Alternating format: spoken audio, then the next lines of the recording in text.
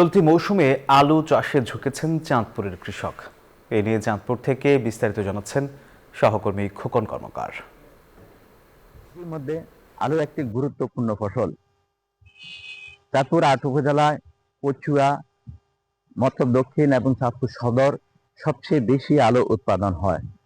কৃষি সম্প্রসারণ অধিদপ্তরের তথ্য মতে এবার চাঁদপুরে ৭,২০০ হেক্টর জমিতে আলুর লক্ষ্যমাত্রা নির্ধারণ করা হয়েছে এবং এই চাষিরা তারা তাদের এই জমিতে আলু রোপণ শেষ করেছেন এবং তারা সার, বীজ, কীটনাশক সহ সকল কিছুই তারা কিন্তু প্রতিনিয়ত তারা দিয়ে যাচ্ছেন আলু, যাতে কোনো ধরনের ক্ষয়ক্ষতি না হয়, ফলন যাতে ভালো হয়।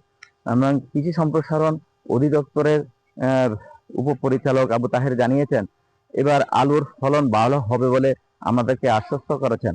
তবে গত বছরের চেয়ে এবার আলুর ফলন ১০০ হেক্টর কম উৎপাদন করা হয়েছে, কারণ গত বছর আলুর কৃষকরা ন্যায্য দাম না পাওয়াতে তারা এবার ফলন কম চাষ করেছেন।